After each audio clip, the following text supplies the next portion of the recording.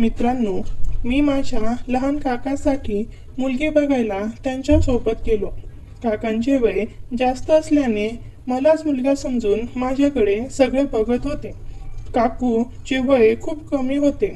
आम्ही तिथेच मुक्काम होतो आणि काकाच्या आधी मीच काकूला सुंदर वेळेचा अनुभव देत राहिलो. मित्रांनो, कथा खूप भारी आहे.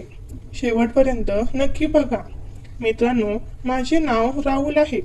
आज माझ्या लहान काकांच्या लग्नासाठी मुलगी पाहण्याच्या कार्यक्रमाचे नियोजन घरच्यांनी केले होते. त्यासाठी आम्ही आज काकूंना पाहण्यासाठी जाणार होतो. घरातील सर्व मंडळी अतिशय उत्साहित होती. गावाकडचा उन्हाळा, पंख्यांच्या आवाजातही उष्णतेला काही फरक पडत नव्हता. काका म्हणजे माझी वडिलांचे थोरले भाऊ. गेल्या काही वर्षापासून एकटेच होते. त्यांचं लग्न वयात आलं होतं. एकटेपणा त्यांना खात होता. एके दिवशी त्यांनी मला बोलावलं. मला वाटलं आता संसार करावा. आयुष्य एकटं नको वाटतं. मला आळशी वाटलं, पण आनंदही झाला. अजूनही आम्ही एकत्र कुटुंबातच राहत होतो. माझ्या वडिलांना धरून मला 3 काका आहेत. म्हणून 2 नंबरच्या काकांनी कोटा जाण्यासाठी मिनी लक्झरी बुक केली होती. त्या काकांचे लग्न होणार होते.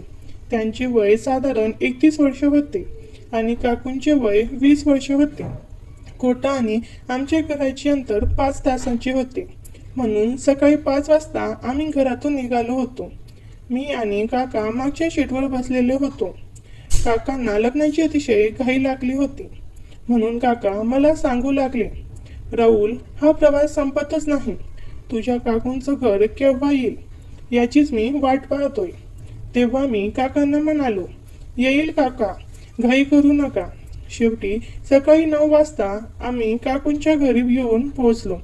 आमची गाडी दाराजवळ येताच बँड वाजून आमचे स्वागत झाले. आमच्या स्वागतासाठी इतके लोक पाहून घरचे अतिशय गदगद झाले. काकूंच्या वडिलांनी मनापासून आमच्या सर्वांचे स्वागत केले आणि माझ्या वडिलांनी व काकांनीही मनापासून त्यांचे स्वागत स्वीकारले. जेव्हा आम्ही त्यांच्या घरात शिरलो तेव्हा स्वागतासाठी आणि मेजवानीसाठी काही बायका तयारच उभ्या होत्या. काकूंच्या वडिलांकडे अफाट पैसा होता. घरात कोणत्याही गोष्टीची कमी नव्हती. आमच्याकडेही भरपूर पैसा होता. आमचे काका आणि वडील हे देखील 3 कंपन्यांचे मालक होते.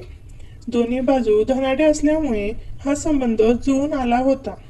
नाहीतर 31 वर्षाच्या काकांना कोण आपली एवढी कमी वयाची मुलगी देणार होते. मी आणि काका शेजारी शेजारी बसलो होतो. अगोदर तर तिथल्या बायकांनी मलाच नवरदेव मुलगा समजून माझी खातिरदारी करायला सुरुवात केली. कारण मी दिसायला सुंदर आणि हँडसम होतो. त्यामुळे त्यांचा गोंधळ झाला होता. त्यानंतर मी स्वतःहून त्यांना सांगितले, नवरा मी नाही, तर हा माझा काका आहे. तेव्हा सर्वांना कळाले की हा वयस्कर माणूस नवरदेव आहे. काही वेळाने काकू अगदी सजून धजून आमच्या जवळ येऊन बसल्या. काकू दिसायला इतक्या सुंदर होत्या. एक सुसंस्कृत, साधी पण खूपच देखणी मुलगी होती. वयाने काकापेक्षा खूप लहान वाटत होती, पण चेहऱ्यावर विलक्षण तेज आणि डोळ्यात वेगळंच आकर्षण होतं की मी त्यांचे वर्णन शब्दातही करू शकत नव्हतो. माझी नजर काकूंवरून हटतच नव्हती आणि काकांचीही काकूंशी बोलायची उत्सुकता वाढत होती.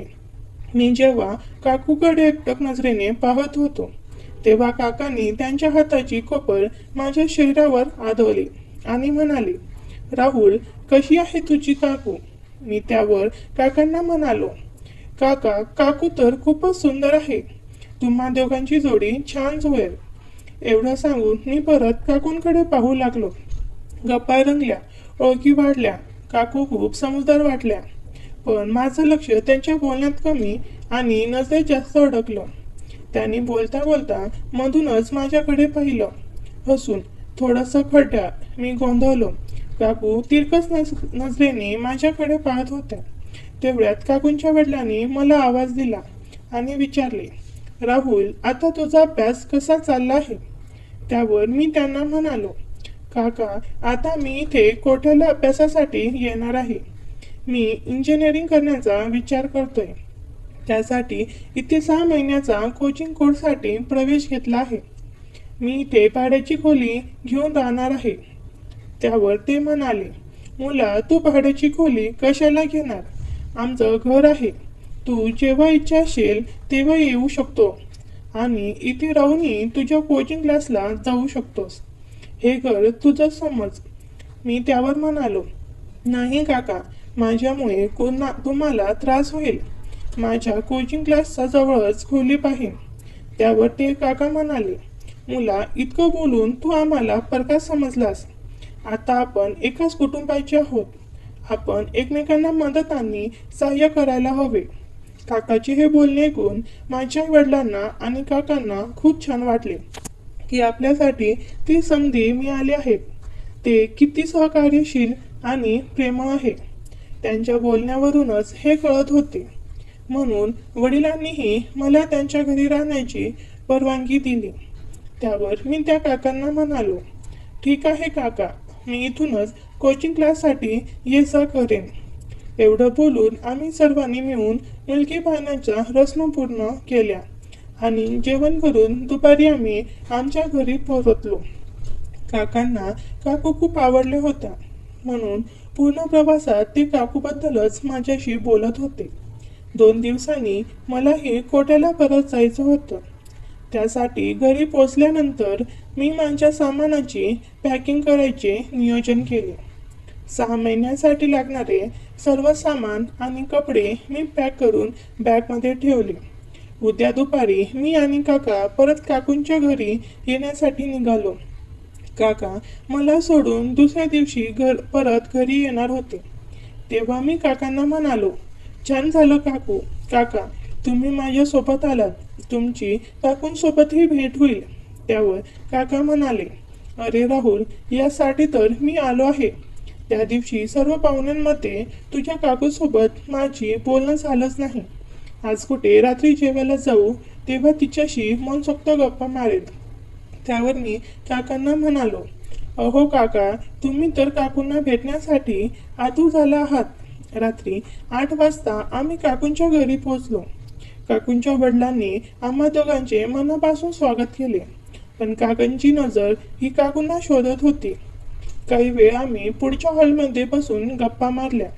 त्यानंतर एका माणसाने आम्हाला एक खोली दाखवली. त्या खोलीत आमच्या राहण्याची सोय केली होती. खोली खूप छान आणि सुंदर होती. काही वेळ आम्ही खोलीत बसून गप्पा मारल्या. मग फ्रेश होऊन आम्ही जेवणासाठी डायनिंग टेबल जवळ आलो. काकाचे मन नाराज झाले होते, कारण काकांना काकूसोबत बाहेर हॉटेलमध्ये जेवायला जायचे होते, पण त्यावेळी ते शक्य झाले नाही. जेवण झाल्यावर काकांच्या सासऱ्यांनी आम्हाला आराम करण्यास सांगितले, कारण प्रवासात आमचे शरीर खूप दुखत होते. काकांचे पायही गाडी चालवून जाम झाले होते. खोलीत आल्यावर काही वेळ मी टीव्ही समोर बसलो आणि काका बेडवर झोपून मोबाईल पाहत होते. अर्ध्या तासानंतर काकूंची आमच्या खोलीत एंट्री झाली. तेव्हा काका पटकन आपल्या जागेवरून उठून बेडवर बसले. काकूंना पाहून मी त्यांना म्हणालो, काकू या बसा. माझ्या काकूंचे नाव मीना होते. काकूंना पाहून काका म्हणाले, या मीना बसा. काकू पंजाबी ड्रेसमध्ये अतिशय सुंदर दिसत होत्या. त्यानंतर माझ्या मनात विचार आला की या दोघांमध्ये माझे काही काम नाही, म्हणून मी काकांना सांगून बाल्कनीच्या दिशेने निघालो आणि काही वेळ बाहेरचे दृश्य पाहू लागलो. काकूही काकांजवळ येऊन बेडवर बसल्या. काही वेळ त्यांच्या गप्पा रंगल्या. काकूंचा हात काकांच्या हातात होता आणि ते दोघे एकमेकांच्या गप्पावर हसतही होते. बाल्कनीत बसून माझी नजर त्या दोघांवरच होती. काकांनी हळूच काकूंच्या गालावर एक पापी घेतले. त्यावर काकू तिथेच लाजल्या. त्या दोघांचे दृश्य पाहून माझ्याही मनात एक तरंग निर्माण होऊ लागला. काही वेळाने काकूंचा मला आवाज आला. त्या म्हणाल्या, राहुल इकडे ये. मी लगेच बाल्कनीतून उठून काकूंसमोर उभा राहिलो. त्या मला म्हणाल्या, राहुल, जोपर्यंत तू इथे आहेस, तुला काहीही लागलं तर मला सांग. मी काकूंना म्हणालो, ठीक आहे काकू, मी तुम्हाला सांगेन. एवढं सांगून काकू आमच्या खोलीतून बाहेर निघाल्या. आता रात्रीचे 11 वाजले होते. मलाही खूप झोप लागत होती, म्हणून मी बेडवर निवांत झोपलो. काका फोनवर कुणाशी तरी बोलत होते. रात्री 12 वाजले तेव्हा मी कूस बदलली. तेव्हा काका माझ्या शेजारी नव्हते, म्हणून मी उठून काकांना इकडे तिकडे पाहू लागलो. मला वाटले की काका बाजूमध्ये गेले असावेत, म्हणून मी परत त्याच जागी झोपलो. पण 15-20 मिनिटांनंतरही काका बेडवर परतले नव्हते, म्हणून मी त्यांना पाहण्यासाठी बेडवरून उठून बाल्कनीच्या दिशेने गेलो, तर तिथे कोणी नव्हते. मग मी आमच्या खोलीतून बाहेर आलो. आमच्या खोलीच्या शेजारीच काकूंची खोली होती. त्या खोलीच्या दाराला मी आत ढकलले. दार उघडेच होते. समोरचे दृश्य पाहून माझ्या पायाखालची जमीनच हादरली, कारण असं दृश्य माझ्या आयुष्यात मी कोणाचेही पाहिले नव्हते. काका आणि काकू एकमेकांना ठेवून प्रेमाचा आनंद देत होते. त्यांची नजर अजूनही माझ्यावर नव्हती. ते आपल्या कार्यातच दंग होते. काही वेळानंतर ते एकमेकांच्या प्रेमात इतके गुंतले होते की त्यांना आपल्या खोलीत कुणीतरी पाहत आहे याचेही भान नव्हते. हळूहळू काका आणि काकूंनी आपले बाजूला ठेवून एकमेकांवर भरभरून प्रेम केले. जेवढी काकू बाहेरून सुंदर होती, तेवढीच आतूनही सुंदर होती. त्या दोघांना पाहून माझेही काकूंबद्दल आकर्षण वाटू लागले. काकूंना मिठीत घेण्याची उत्कंठा माझ्याही मनात निर्माण होऊ लागली. त्या दोघांचा प्रेमाचा कार्यक्रम अर्ध्या तासानंतर माझ्या समोर चालू होता. मी डोळे मोठे करून त्यांची मजा पाहत होतो. काकांना काकूंना भेटणे गरजेचे होते, कारण काका उद्या सकाळीच घरी परतणार होते. पण काकूही काकांना भेटण्यासाठी खूप उत्सुक होत्या, म्हणून त्यांनी काकांना आपल्या खोलीत बोलावले होते. त्यानंतर मी त्यांच्या खोलीतून निघून माझ्या खोलीत येऊन झोपलो. माझ्या डोळ्यासमोर अजूनही काकूंचे ते चित्र फिरत होते, कारण काकूंची सुंदरता माझ्या मनात गाळ ठेवून गेली होती. मी सकाळी उशिरा उठलो. मी उठून पाहिले तर काका माझ्या शेजारी नव्हते. पावसाळ्याचे दिवस होते. आभाळ काळवंट होतं आणि खिडकीतून थेंबाची टपटप ऐकू येत होती. काकू स्वयंपाकघरात काम करत होत्या. ओल्या केसांनी साठी थोडीशी भिजलेली आणि कपाळावर छोटंसं गंध. त्याचं ते शांत नजरेला भेटणं टाळणार हसणं आणि मला हातून हलवत होतं. घरात आम्ही दोघंच होतो, मी आणि काकू. बाकी सगळे कामाला गेले होते. काकू घरात काम करत होत्या. ओल्या केसांनी साडी थोडीशी भिजलेली आणि कपाळावर थोडंसं कुंकू. त्याचं ते शांत नजरेला भिडणं टाळणार हसणं मला आतून हलवत होतं. मी काकूंना आवाज देत त्यांच्या जवळ गेलो आणि काकूंकडे काकाबद्दल विचारू लागलो. काकू, काका कुठे गेले? दिसत नाहीत. त्यावर काकू म्हणाल्या, राहुल, तुझे काका तर सकाळीच इथून निघाले. त्यांनी सांगितलं की त्यांना काही अर्जंट काम आहे, म्हणून त्यांनी तुला उठवलं नाही आणि तसेच निघून गेले. मी म्हणालो, ठीक आहे काकू. मी काकूंना गुड मॉर्निंग म्हणालो. त्यावर काकूही मला गुड मॉर्निंग म्हणाल्या. मी काकूकडून 1 कप चहाची मागणी केली. काकू, मला 1 कप चहा मिळेल का? त्यावर काकू म्हणाल्या, मी आता बनवून तुला गरमागरम चहा आणून देते. एवढं बोलून मी माझ्या खोलीत येऊन मोबाईल पाहू लागलो. माझे क्लासेस परवापासून सुरू होणार होते. काही वेळाने काकू चहा घेऊन माझ्या खोलीत आल्या. मी मोबाईलवरून माझे लक्ष काकूंकडे वळवले. मी काकूंना एकसारखा पाहत राहिलो. काकू इतक्या सुंदर आणि ब्युटिफुल दिसत होत्या. त्यांचे मोकळे केस आणि तो फिटिंगचा ड्रेस त्या एखाद्या हिरोईनसारख्या दिसत होत्या. चहा पिताना काकूंनी मला विचारले, राहुल, आज काय नियोजन आहे तुझे? मी म्हणालो, काही नाही काकू, आज तर रविवार आहे. उद्यापासून क्लास सुरू होतील. त्यावर काकू म्हणाल्या, मग आज आपण चित्रपट पाहायला जाऊया. मी काकूंना म्हणालो, ठीक आहे काकू, नक्की जाऊ. काकू जितक्या दिसायला सुंदर होत्या, तितक्याच बोलायलाही मन मोकळ्या होत्या. संध्याकाळी मी आणि काकू गाडीतच चित्रपट पाहण्यासाठी गेलो. चित्रपट पाहताना अवकाळी पावसाला सुरुवात झाली. पाऊस खूप जोरात होता. चित्रपट साधारण 9:15 वाजता संपला. जेव्हा आम्ही चित्रपटगृहातून बाहेर आलो आणि गाडीत बसायला लागलो, तेव्हा रस्त्यावरून चालणाऱ्या गाडीने माझ्या अंगावर गढूळ पाणी उडवले. माझे कपडे पूर्णपणे चिखल आणि पाण्याने भरले होते. मला त्या गाडीवाल्यावर खूप संताप आला. एवढ्या पावसातही लोक इतक्या जोरात गाडी चालवतात. काही वेळाने आम्ही घरी पोहोचलो. त्यानंतर मी लगेच माझ्या खोलीत जाऊन कपडे बदलून आंघोळीसाठी गेलो. त्याचवेळी काकूही माझ्या खोलीत येऊन पोहोचल्या. काकूंनी आपले कपडे बदलले. मी टॉवेल गुंडाळून तिथेच उभा होतो.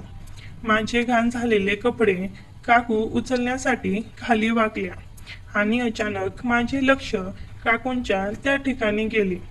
जेवढी काकूंची सुंदरता चेहऱ्यावर होती तेवढीच तेही सुंदर होते. त्यांच्याकडे पाहिल्यावर माझ्या अंगात एक वेगळीच ऊर्जा निर्माण झाली. त्यामुळे मी गुंडाळलेल्या टॉवेलकडे काकूचे लक्ष गेले. काकू एकसारखं माझ्या टॉवेलकडे पाहत होत्या. त्यानंतर काकू मला म्हणाल्या, राहुल, गिझरचे पाणी गरम करूनच अंघोळ कर, कारण बाहेर हवामान थंड झाले आहे, नाहीतर तुला सर्दी होईल. एवढं सांगून काकू माझ्या खोलीतून बाहेर निघाल्या आणि मी अंघोळीसाठी बाथरूममध्ये गेलो. मी अंघोळ करत असताना माझा मोबाईल सतत वाजत होता, म्हणून मी पटकन अंघोळ करून कोणाचा फोन आहे हे पाहण्यासाठी फोन उचलला. माझ्या मोबाईलवर मिस कॉल काकांचा होता. मी कपडे घालून काकांना फोन लावला.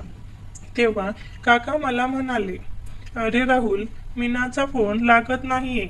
ती कुठे बाहेर गेली आहे का? जरा तिच्या खोलीत जाऊन पहा आणि तिला सांग मला फोन करायला. मी काकांना म्हणालो, ठीक आहे काका, मी पाहून सांगतो. असं म्हणून मी फोन कट केला आणि काकूंना पाहण्यासाठी त्यांच्या खोलीपर्यंत पोहोचलो. जसा मी खोलीचा दरवाजा आत ढकलला तेव्हा समोरचे दृश्य पाहून मी आश्चर्यचकित झालो. काकू त्यांचे कपडे चेंज करत होत्या आणि त्यांची पाठ माझ्या दिशेने होती. काकूंची पाठ अतिशय सुंदर दिसत होते. काही वेळ मी काकूंना लांबूनच पाहत राहिलो. काही क्षणातच काकूंनी मान वळवली, त्यामुळे त्याची आणि माझी नजरानजर झाली. काकूंना मी अशा अवस्थेत पाहिल्याची कल्पनाही मी करू शकत नव्हतो. काकूंनी लगेच जवळ असलेला ड्रेस अंगावर टाकला. मी पटकन त्या खोलीतून बाहेर निघून माझ्या खोलीत आलो. मला खूप वाईट वाटत होते आणि स्वतःची लाजही वाटत होती की काकूंच्या खोलीत जाण्याआधी दारावर टकटक करायला हवे होते. मी डोक्याला हात लावून माझ्या खोलीत बेडवर बसलो होतो. अचानक माझ्या हाताला काकूंच्या हाताचा स्पर्श झाला. तो स्पर्श माझ्यासाठी एक वेगळा आनंद देणारा होता. मी हात डोक्यावरून बाजूला केले आणि वर पाहिले तर काकू समोर होत्या. मी त्यांना सांगू लागलो, काकू, माझ्याकडून खूप मोठी चूक झाली. मला माफ करा. मी तुमच्या खोलीत येताना तुम्हाला हाक मारायला हवी होती, तर ही चूक झाली नसती. मी फक्त हे सांगायला आलो होतो की काका तुम्हाला बराच वेळ फोन करत आहेत.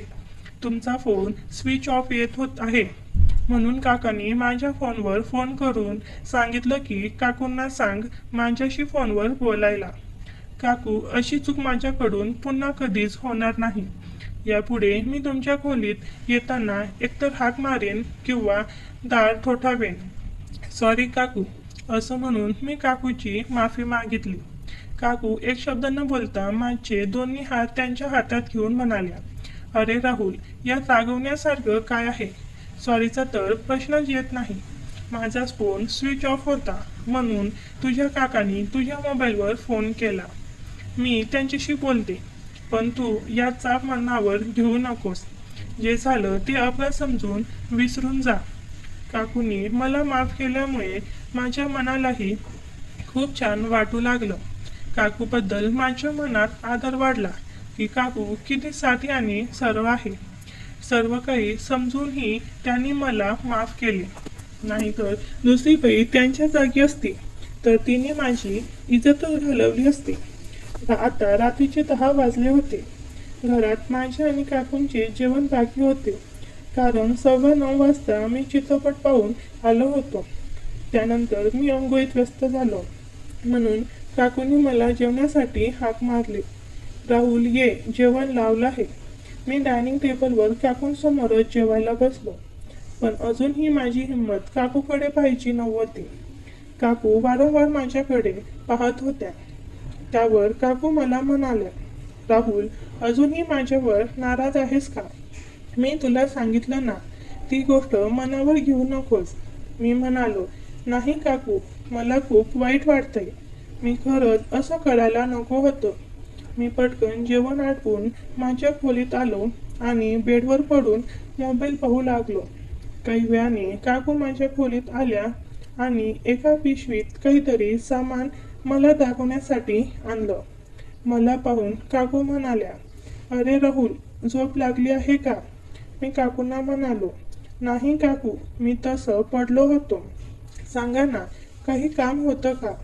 काकू म्हणाल्या, नाही, काम तर नव्हतं, पण मला वाटलं तुला कंटाळा आला असेल म्हणून मी माझ्या लहानपणीच्या फोटोंचे अल्बम काढून मला दाखवू लागल्या. काकू माझ्या शेजारीच बसल्या होत्या. एक अल्बम पाहिल्यावर काकू एकदम चिटकून माझ्या शिरल्याजवळ बसल्या. अचानक माझ्या हाताची कोपर काकूंच्या त्या ठिकाणी स्पर्शली. माझ्या हाताच्या कोपराचा स्पर्श काकूंना आनंद देऊ लागला, म्हणून काकू अधिकाधिक माझ्या शरीराला चिटकून बसल्या. अधूनमधून मी काकूंना सांगू लागलो, काकू, तुम्ही लहानपणी खूप सुंदर दिसायच्या. त्यावर काकू मला म्हणाल्या, तू काहीही बोलतोस राहुल, मी इतकेही सुंदर नव्हते. मी काकूंना म्हणालो, काकू, तुम्ही इतके सुंदर आहात की जर तुम्ही आता कॉलेजमध्ये प्रवेश घेतला तर तुम्ही माझ्याच वयाच्या वाटाल. त्यावर काकू म्हणाल्या, याचा अर्थ तू माझी सुंदरता खूप जवळून पाहिली आहे. काकूच्या तोंडून असे शब्द निघाल्यावर मी थक्क झालो आणि काकूकडे पाहू लागलो. त्यावर काकू माझ्याकडे पाहून म्हणाल्या, अरे राहुल, मी तर गंमत करत होते. शेवटचा अल्बम पाहण्यासाठी मी तो टेबलवरून उचलला. त्यावेळी काकू 10वीत होत्या. तेव्हा त्या बोटिंगला गेल्या होत्या. माझ्या मनात काकूबद्दलचे आकर्षण वाढू लागले. मी मुद्दा माझ्या हाताची कोपर काकूंच्या त्या ठिकाणी स्पर्श करू लागलो. माझी नजर काकूंच्या त्या ठिकाणी होती. मी फक्त माझ्या हातांच्या बोटांनी अल्बम पलवाटत होतो. तेव्हा माझी आणि काकूंची नजरानजर झाली. तेव्हा काकूही तिथेच पाहत होत्या. काकूंनाही माझ्या हाताचा स्पर्श हवाहवासा वाटत होता. मी पटकन माझी नजर काकूंच्या डोळ्यातून चोरून अल्बमवर टिकवली. माझ्या मनात आता कंट्रोल राहिला नव्हता. मलाही काकू आता हव्या हव्या वाटू लागल्या होत्या. त्यानंतर काकू आपल्या जागेवरून उठून दाराची कडी लावण्यासाठी गेल्या आणि माझ्यासमोर येऊन उभ्या राहिल्या. काकू एकटक नजरेने माझ्याकडे पाहत होत्या. माझी नजर अजूनही अल्बमवरच टिकून होती. काकूंनी हळूच आपलं सगळं काढून बाजूला ठेवला. जेव्हा काकूंनी माझा चेहरा त्यांच्या दोन्ही हातात पकडला तेव्हा माझे संपूर्ण अंग थरथरायला लागले. मला काय करावे काही सुचत नव्हते. काकू मला म्हणाल्या, राहुल, या क्षणी मला तुझी गरज आहे. ज्या वेळेपासून मी तुला टॉवेलमध्ये पाहिलं त्या वेळेपासून मी तुझी दिवाणी झाली आहे. तुझ्या काकामध्ये ती गोष्ट नाही जी तुझ्यात आहे, कारण मी एकदा तुझ्या काकांना आजमावून पाहिलं आहे. वयामुळे मी त्यांच्याशी खुश राहू शकत नाही. मी माझ्या वडिलांचा आदर करते म्हणून मी त्यांच्याशी या गोष्टीबद्दल मोकळेपणाने बोलू शकत नाही. तुझ्या काकांकडे खूप मोठा व्यवसाय आहे, पैसा आहे, पण ते मला मनाची शांती देऊ शकत नाहीत याची मी खात्री देते. म्हणून माझे आकर्षण तुझ्या काकापेक्षा तुझ्यावर जास्त आहे. मला पण आता सहन होत नव्हतं. मी काकूला उचलून जवळ घेतलं. तिचे कापसासारखे भरीव भाग माझी उत्तेजना वाढवून गेले. मी दोन्ही हाताने तिचे भरदार व्यक्तिमत्व हाताळायला लागलो. तशी ती विव्हळली. राहुल, सोड, कोणीतरी येईल. काकू बोलली तसं मी तिला सोडून दिलं. मी म्हणालो, काय करणार? अशी स्त्री समोर असताना कसा कंट्रोल राहणार? काकू त्या नजरेने माझ्याकडे पाहायला लागली. तुझं मला आता खरं दिसत नाही. अरे, इतकी कसली घाई आणि त्या 2 मिनिटाचा खेळ, अशी बोलून ती मला अजून उचकवू लागली. मग मी चवटाळून म्हणालो, 2 मिनिट फक्त. तुम्हाला काय वाटलं मी फक्त 2 मिनिटाचा खिलाडी आहे? मला काकासारखी समजली आहेस का? थांबा, तुम्हाला दाखवतोच. असे म्हणून मी तिच्या प्रभावी व्यक्तिमत्वावर चढाई केली. ती विव्हळली. ती मला नाटकीपणाने दूर करू लागली, पण मी तिला ढकलत भिंतीला टेकवले. ती प्रतिकार बंद करून माझ्याकडं अजून त्याच नजरेने पाहू लागली. ती खूपच सुंदर दिसत होती. मी हळूच तिच्या केसातून हात फिरवला. काकू माझ्याकडे वेगळ्या भावनेने बघून हसत होती. मी तिच्याकडे डोळ्यात डोळे टाकून बघू लागलो. काकू म्हणाल्या, राहुल, मला तू खूप आवडतोस. जेव्हा तू आणि तुझे काका मला बघायला आले होते तेव्हा सगळे तुलाच मुलगा समजले होते. तेव्हा मी पण खिडकीतून तुलाच बघत होते. पण नंतर माहीत झालं की तू नाही तर तुझा काका मला पाहायला आला आहे. तेव्हा मी आतून तुटले होते. पण घरच्यामुळे मी काहीच बोलले नाही. तुला हे सांगायचं होतं, पण संधीच मिळाली नाही. आज संधी मिळाली आहे. मी तुझ्यावर खूप प्रेम करेन. तुझ्या सगळ्या गरजा पूर्ण करेन. तू फक्त मला कधी फसवू नकोस. नेहमी माझी साथ दे. त्या पुढे म्हणाल्या, मी तुझी वाट पाहते. काकूंना पाहून माझी भावना आधीच दाटून आली होती. काकूने माझी भावना पाहिली आणि म्हणाली, वाह, तू तर तयार झालास. मीही वेळ न दडवता काकूंना प्यापी द्यायला सुरुवात केली. काकू तर जणू वाटच पाहत होत्या की मी त्यांना मिठीत घेईन. त्या खाली उतरल्या आणि मिठी मारून पापी द्यायला लागल्या. इकडे माझ्या भावनेची अवस्था बिकट झाली होती. मला वाटत होतं काकूंना रोज सुंदर वेळचा अनुभव द्यावा, पण त्या दिवशी तर सुंदर वेळचा अनुभव द्यायचाच होता, कारण काकूंनी माझी भावना दाटून आणली होती. त्या पुढे म्हणाल्या, राहुल, आपल्याकडे जास्त वेळ नाही. आता हे सगळं सोड आणि ये. थोड्या वेळाने घरचे लोक येतील. तेव्हा दुपारचे 12 वाजले होते. मी विचारलं, काकू, तुला कशा पद्धतीने सुंदर वेळचा अनुभव आवडतो? त्या म्हणाल्या, आधी मला प्रभावी कर, मग तुझ्या इच्छेने सुंदर वेळचा अनुभव दे. मी एक अट ठेवली, काकू, जर मी तुला माझ्याकडून सुंदर वेळचा अनुभव घ्यायचा असेल तर तुला अस्तित्वाचा पण सुंदर वेळ द्यायला लागेल. काकू लगेच तयार झाल्या आणि म्हणाल्या, मी तयार आहे, पण आधी माझ्या जीवनातला सुंदर अनुभव दे. मग तू अस्तित्वाचा पण सुंदर अनुभव घे. मग काय, मला तर काकूकडून हिरवा कंदील मिळाला होता. काकू खूपच प्रभावी झालेल्या दिसत होत्या. त्यांनी सांगितलं की माझा काका त्यांच्याकडे लक्ष देत नाही. मला काय, मी तर काकूंना आज मनसोक्त सुंदर वेळचा अनुभव देणार होतो. मी पापी देत त्यांचे व्यक्तिमत्व मोकळी केली. काकू माझ्या भावनेला वरूनच हाताने सुंदर वेळ देऊ लागले आणि म्हणाल्या, राहुल, तुझी भावना तर खूपच मस्त आहे. मी त्याला माझ्या हाताने मोकळे करू का? मी म्हणालो, काकू, हेही काही विचारण्याचं आहे. आता मी तुझा आहे. तू जे हवं ते कर. काकूंनी मला मोकळे केले. काकूंनी माझी भावना पाहून म्हटलं, वाह राहुल, मी तर तुझी दिवाणी झाली. त्यांनी आधी हाताने त्याला सुंदर वेळचा अनुभव दिला आणि म्हणाल्या, तुझ्यासारखी भावना आजवर मी पाहिली नाही. काकूंनी माझ्या डोळ्यात पाहून गोड हसत माझ्या भावनेला तोंडाने सुंदर वेळचा अनुभव देऊ लागले.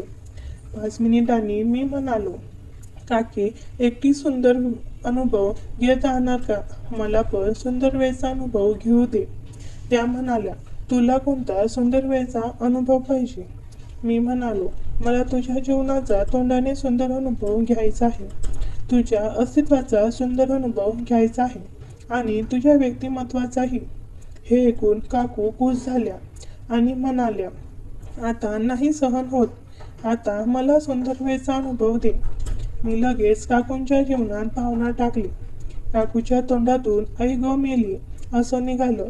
त्या ओरडल्या, जरा प्रेमाने सुंदर वेळचा अनुभव घे ना.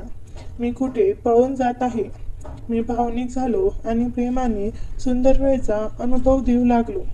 काही वेळात काकूने त्यांच्या जीवनातून रंग सोडला आणि त्यांनी विचारलं, राहुल, तुला अजून किती वेळ लागेल? माझं 2दा झालं. मी थकले. मी म्हणालो, काकू, अजून थोडा वेळ. लवकर रंग सोडला तर सुंदर वेळचा अनुभव कसा काय येणार? काकू माझ्या बोलण्याने खुश झाल्या. मी सुंदर वेळेचा अनुभव देत राहिलो. थोड्या वेळाने मी रंग सोडणार होतो. मी विचारलं, काकू रंग कोठे सोडू? त्या म्हणाल्या, माझ्या जीवनातच सोड. मी सुंदर वेळेचा अनुभव देत देत जीवनात रंगाच्या 5-6 पिचकाऱ्या सोडल्या. काकू प्रेमाने आवाज करत होत्या. काकूंनी पहिल्यांदाच माझ्याकडून सुंदर वेळेचा अनुभव घेतला होता. आमचा हा सुंदर वेळेचा अनुभव खूप वेळ चालला होता. सर्व अनुभव संपल्यावर मी काकूंचा चेहरा पाहिला. त्यांचा चेहरा खुलला होता. मी विचारलं, काकू कसं वाटलं? त्या हसत म्हणाल्या, खूप मस्त वाटलं. मला स्वर्गात तरंगत असल्यासारखं वाटू लागलं. डोकं एकदम हलकं हलकं वाटू लागलं. मी काकूच्या सुंदर जीवनात आनंदाचे रंग भरत शेवटी शांत होत गेलो. मला पण खूप हलकं हलकं वाटत होतं. मनावरचं दडपण दूर होऊन एक प्रकारचं समाधान आणि सुख वाटत होतं. काकूंच्या चेहऱ्यावर अमानिक सुख आणि आनंद झळकत होता. मी शांत होऊन स्मित करत होतो. तिने माझ्या केसावरून प्रेमाने हात फिरवला आणि म्हणाली, खरंच राहुल, आज मला तू जीवनातलं अप्रतिम सुख दिलं आहेस. असं सुख आणि समाधान मला आजपर्यंत मिळालं नाही. मी आनंदाने खुश होत म्हणालो, काकू तुमच्यासारखी सुंदर स्त्री असल्यावर मलाही आता कसलीच फिकर नाही. आज मला माझ्या भावना मोकळ्या करून खूप आनंद झाला. खरंच तुझ्यासारखी काकू असणं म्हणजे खूप भाग्य लागतं. खरंच काकू मी खूप भाग्यवान आहे. आम्ही एकमेकांकडे पाहिले आणि स्मित केलं. मग आम्ही दोघेही एकमेकांच्या मिठीत भरून प्रेम केले आणि घामाने ओले होऊन शांत झालो. आता काकूंना काकापेक्षा माझी ओढ जास्त लागली होती. काकू फक्त कामानिमित्तानेच काकांशी फोनवर बोलत असत. माझा कोचिंगचा वेळ सकाळी 9 ते संध्याकाळी 5 होता. काकूंचा दररोज माझ्या प्रेमाची ओढ असायची. जर मला कोचिंगवरून यायला उशीर झाला तर काकू माझ्या फोनवर विचारपूस करून घरी लवकर येण्यास सांगायच्या. अशा प्रकारे काकूंच्या लग्नाआधी मी काकूंना खुश ठेवायचो. थोड्या दिवसांनी काकूंचे लग्न झाले. काकू आमच्या घरी आल्या. पुढे काय घडलं हे नक्कीच तुम्हाला पुढच्या भागामध्ये सांगणार आहे. मित्रांनो, भाग 2 साठी आपल्या चॅनलला सबस्क्राईब नक्की करा आणि कथा कशी वाटली कमेंट करा. धन्यवाद.